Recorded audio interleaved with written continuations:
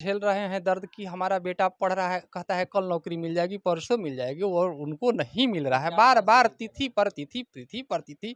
अभी तो नौकरी तो दूर की बात है जब बहुत सारे नियमावली। शिक्षा विभाग के बहुत सारे पेज फंसा हुआ है। क्या चीज? तो नियमावली के कारण सरलों का भी पेज कुछ फंसा हुआ है नियमावली के कारण। एरियर को लेकर आप प्रतिदिन आते रहते हैं सचिवालय में, जो कुछ भी बातें होती है, मुलाकातें होती है, क्या एरियर को लेकर क्या कुछ चल रहा है? जो भी कह लें, अभी भी कई जिलों में देखा ये जा रहा है कि यहाँ से तो राशि भेज दी गई, तकरीबन राशि भेजे हुए 15 दिन हो गया। मैं आपके चैनल के माध्यम से विभागीय अधिकारियों को, खास करके सचिवालय से जुड़े हुए जो भी लोग इस कार्य को देख रहे हैं, अगर वहाँ तक ये संदेश जा रही है तो ज़रूर उन पदाधिकारियों पर नकेल कसनी चाहिए जहाँ इंक्रीमेंट भुगतान। हुआ अभी तक? देखिए, मात्र 15% की राशि बढ़ाई गई थी, 25% नहीं या 40% ऐसा कुछ नहीं हुआ था, मात्र 25% की ये 15% की राशि वृद्धि।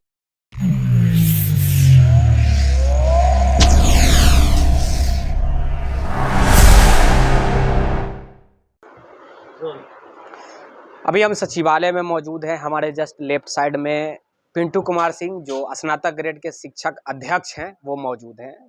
कुछ बातें करनी है तमाम बिहार के शिक्षकों के लिए, मैसेज देना है कि बिहार के शिक्षकों के लिए क्या कुछ चल रहा है, या फिर जो भावी शिक्षक जो बिहार में 7वें चरण के अंतर्गत जो बनना चाहते हैं, उनके लिए भी एक बड़ी प्रश्न है कि नियमावली कब तक आ रही है, क्या 7वीं चरण आ सकती है 23 में भी या नहीं आएगी, इसके लेकर भी हम बातें करेंगे। सबसे पहले तो सर बहुत बहुत वेलकम है। इसलिए आपके चैनल के माध्यम से मैं बिहार के तमाम शिक्षकों को हार्दिक शुभकामनाएं और बधाई देता हूं। आपको भी बहुत-बहुत धन्यवाद। देखिए सर, हम लगभग 4-5 प्रश्न लिखे हुए हैं कि एरियर का भुगतान को लेकर बात करेंगे, वेतन इंक्रीमेंट की बात करेंगे, नियमावली को बात करेंगे, जो वाकई में आप लोग जानते हैं 7वीं चरण के लेकर, या फिर बहुत सारे शिक्षा विभाग के बहुत सारे पेज फंसा हुआ है। क्या चीज? तो नियमावली के कारण सरलों का भी पेज कुछ फंसा हुआ है नियमावली के कारण। जो वेतन इंक्रीमेंट हुआ है 30%, जिसमें 15% ही शिक्षा विभाग की है, 15% विशेष नहीं किए, उसके बारे में बात करेंगे। और कालवत प्रोन्नति जो 10 साल और 12 साल पर तमाम शिक्षकों को जो दिया जाता है, इसके बारे में बात करेंगे। सर, सबसे पहले हम बात करेंगे एरियर को लेकर। एरियर को लेकर आप प्रतिदिन आते रहते हैं सचिवालय में, जो कुछ भी बातें होती है, मुलाकातें होती है, क्या एरियर को लेकर क्या कुछ चल रहा है अभी? देखिए, एरियर के लिए तो हम अपने सचिवालय के तमाम पदाधिकारियों को धन्यवाद देंगे कि ससमय इन लोगों ने जिला को एरियर का भुगतान करा दिया है। इसके लिए शिक्षा विभाग से जुड़े हुए सचिवालय के जितने भी मंत्री जी से लेकर के विभागीय अधिकारी हैं, इन तमाम लोगों को मैं धन्यवाद देना चाहूँगा। लेकिन एक चीज़ के लिए तकलीफ़ होती है कि जिला स्तर के जो भी पदाधिकारी हैं आज भी बिहार में, उन पर इनका या तो नियंत्रण नहीं है या वे लोग लापरवाह हैं, जो भी कह लें।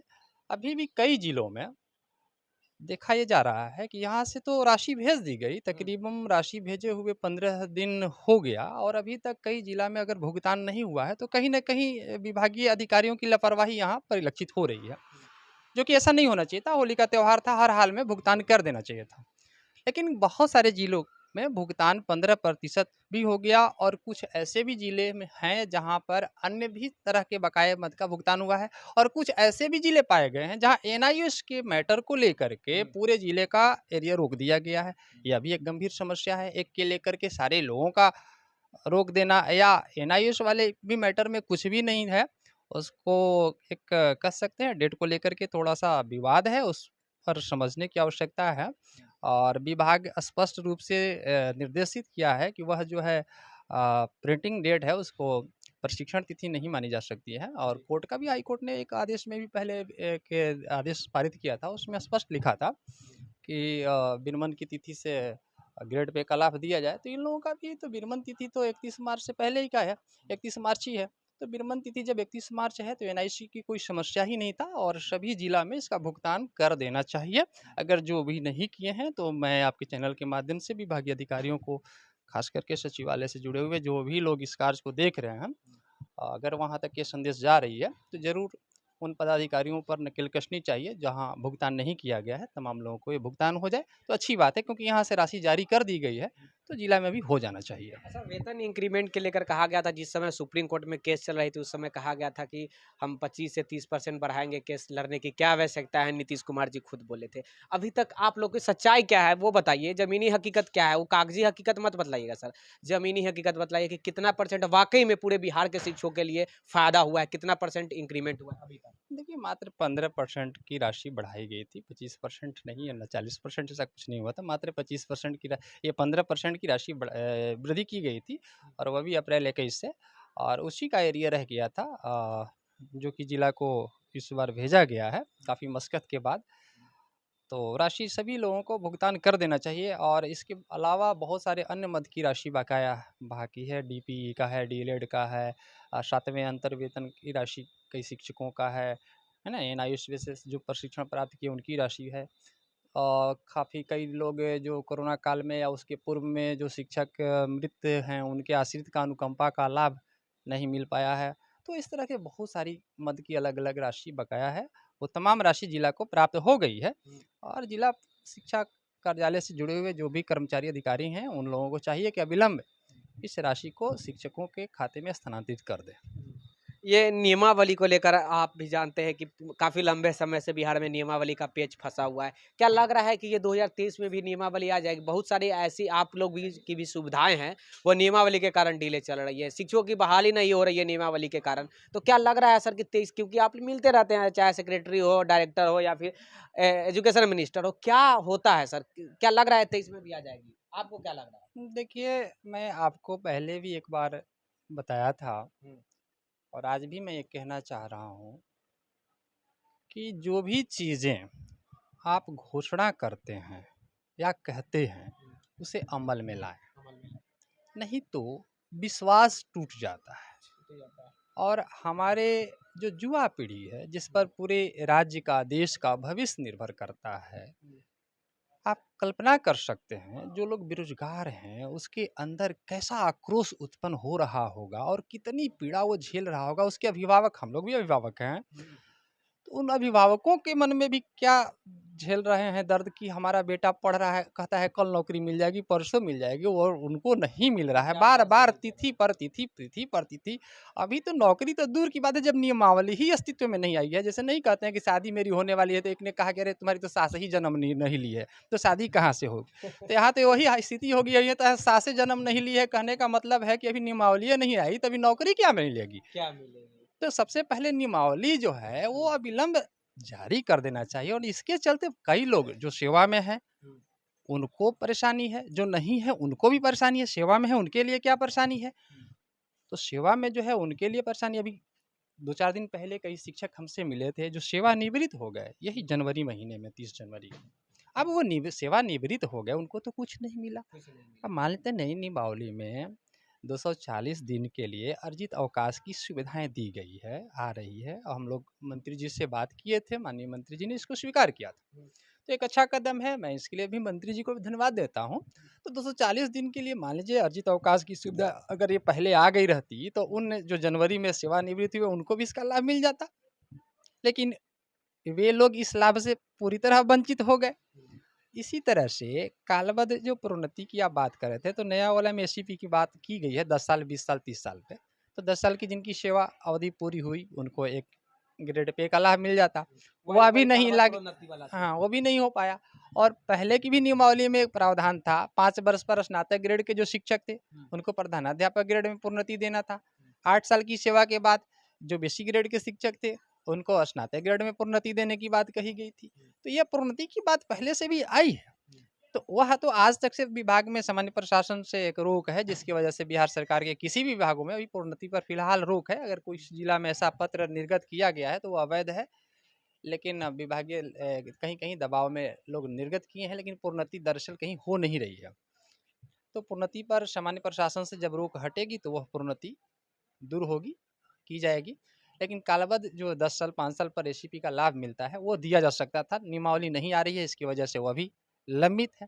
और नए जो बेरोजगार युवक हैं, उनके लिए तो मैं बार-बार यही कहता हूँ कि इससे जितना जल्द हो सके, नियमावली को अस्तित्व में ला देना चाहिए, ताकि जो लोग सड़क पर रोज़ धरना कर रहे हैं, प्रदर्शन कर रहे हैं, सरकार की छवि धूमिल होती जा रही है।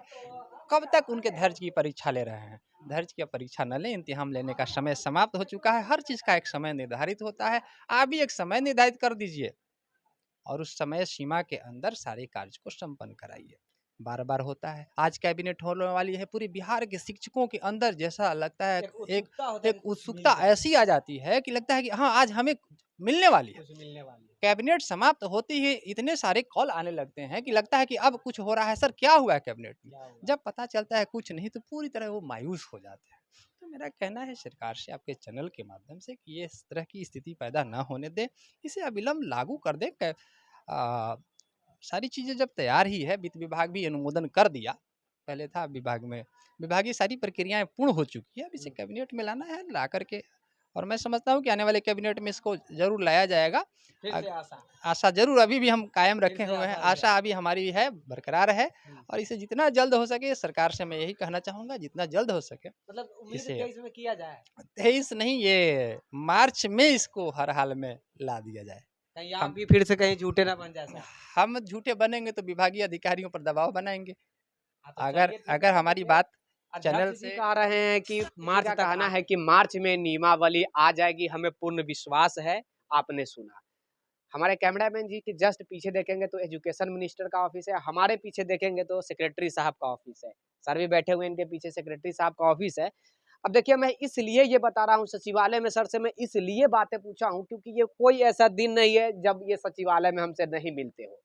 चाहे सेक्रेटरी से हो, डायरेक्टर से हो, एजुकेशन मिनिस्टर से हो, प्रतिदिन मुलाकात होते रहती है। शिक्षकों के लिए क्या चल रही है, शिक्षकों के लिए क्या चल रही है, बिहार में गुणवत्तापूर्ण शिक्षा कैसे मिलेगा, गरीबों को कैसे शिक्षा मिलेगा, इसके लिए लड़ाई लड़े। अच्छा एक बात बतलाइएगा सर, स्कूल भी जाना पड़ता है, यहाँ भी आके लड़ाई लड़ना पड़ता है, ये कैसे करते हैं?